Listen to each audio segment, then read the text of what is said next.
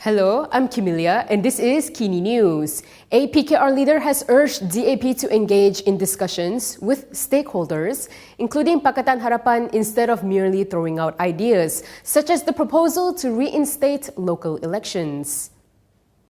DAP's proposal to revive local council elections should have been discussed internally with Pakatan Harapan first, a PKR leader said.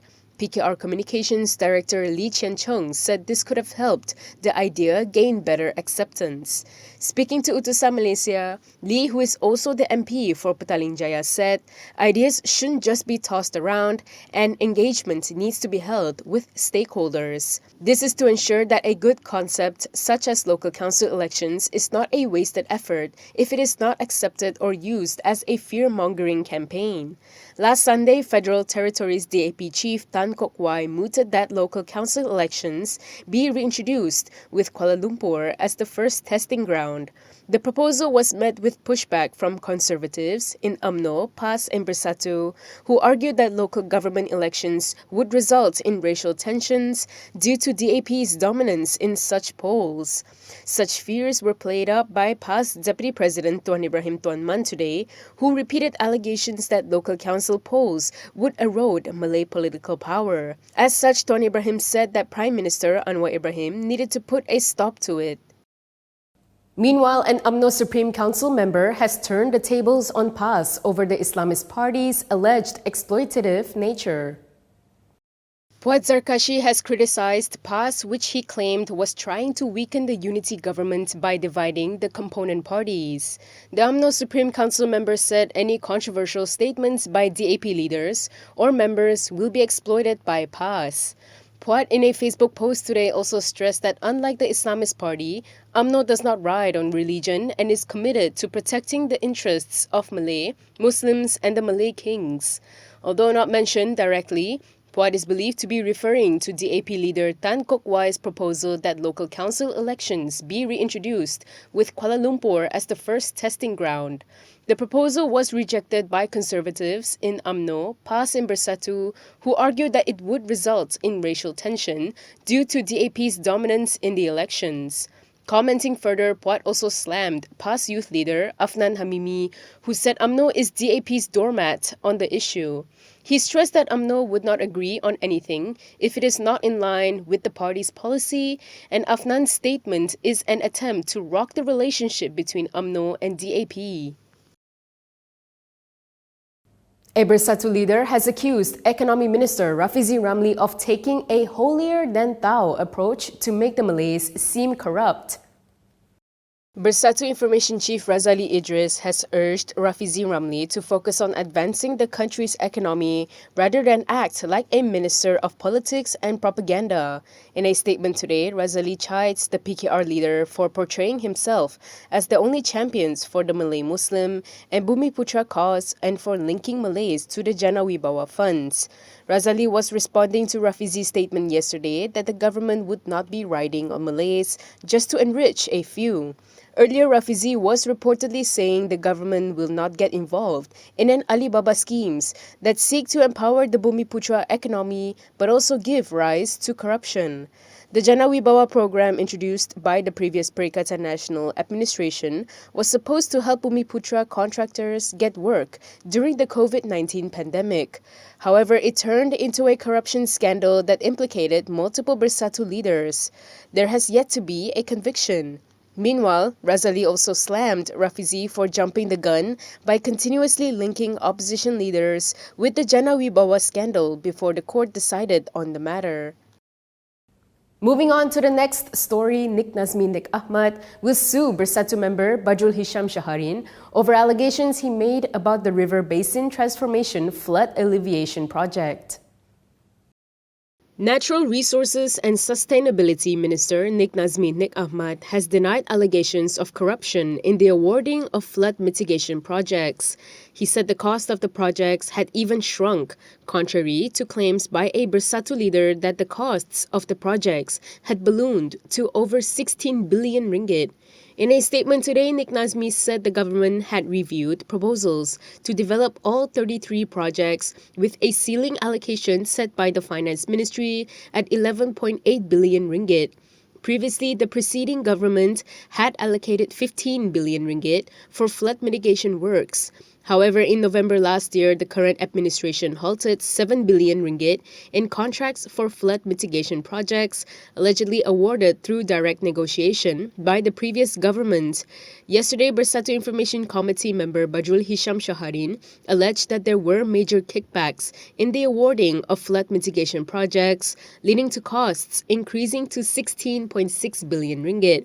However, Nazmi said that the claims by Bajul Hisham, better known as Chegubart, were baseless and demonstrate a lack of understanding of the government's procurement, processes, and budget allocations. He added that almost all flood mitigation projects this year are still going through a tender process overseen by the Finance Ministry and the Procurement Board, which he is not involved in. Nazmi, who is also PKR Vice President, also announced that he will take legal action against Chegubart soon. The High Court has ordered prominent lawyer Shafi Abdullah to pay more than 5.5 million ringgit in tax arrears for the 5 years between 2011 and 2016. Lawyer Muhammad Shafi Abdullah was ordered by the High Court in Kuala Lumpur today to pay over 5.5 million ringgit in income tax arrears to the Inland Revenue Board, IRB. Judicial Commissioner Rose Mawa Rosain issued the order after Senior Revenue Counsel Nur Hisham Ahmad informed the court of the final amount, which is 5,529,577 ringgit and 70 cents. Shafi's unpaid taxes, according to the IRB, was approximately 9.414 million ringgit. In May 2021, the IRB filed a suit against Shafi over 5 years' worth of tax arrears from 2011 to 2014 and 2016. Last December 15, the same court allowed IRB's application for a summary judgment against the veteran lawyer. Previously, Shafi had denied the IRB's claim relating to the notices of additional assessment for the period, saying it was inaccurate, unlawful, and tainted with Malay FIDE. He added that he had submitted a revised capital statement as final consideration for tax settlement. On October 28, 2022, Shafi was acquitted and discharged on 2 counts of receiving proceeds from unlawful activities amounting to 9.5 million ringgit from former Prime Minister Najib Abdul Razak and 2 charges of making incorrect statements to the IRB. Some students in schools that implement the Dual Language Program, DLP, are not mastering basic Malay or their mother tongues. The claim was made by Education Minister Fadlina Sidek based on findings from her previous field visits. She said this while addressing pushback against changes to the DLP implementation guidelines. In a statement today, the minister said schools that agree to implement DLP must ensure all criteria are met, including the mastery of Malay. The current DLP guidelines are that schools are equipped with sufficient teaching resources, preparation is made by the principal and teachers, and parental consent is obtained. The school's performance in the Malay language also must meet the national average standard. However, schools that implement DLP are being made to provide at least one non-DLP class for students who want to study science and mathematics in Malay or their mother tongues. At the moment, the Education Ministry has permitted the full implementation of the DLP only in 5 Kuala Lumpur schools. Residents and business owners of Jalan Silang in KL were left in shock this morning due to the presence of a large police force conducting a sudden raid at 4 blocks of shophouses in the area. A battalion of the General Operations Force, PGA, has stormed the hotspots of illegal immigrants in Jalan Silang, Kuala Lumpur this afternoon. About 1,000 members and officers clad in full uniform and armed with special equipment cordoned off the area starting at 11 a.m. It is understood that most of the foreigners, consisting of Bangladeshi, Nepalese, and Myanmar nationals, failed to escape after the sudden raid by the authorities. The media reported that as of 1 p.m., at least 500 foreigners were detained before being taken to the Kuala Lumpur Police Training Center, Pulapol, for the documentation review process. Last but not least, it looks like Christmas has come early for Malaysian highway users. The government has announced a toll waiver to lighten the burden of Malaysians who are going balik kampung or going on a trip this school holiday. Malaysians will get to enjoy toll-free travel on all highways nationwide this Saturday and next Tuesday in conjunction with Christmas celebrations. This was announced by the Works Ministry in a statement this afternoon.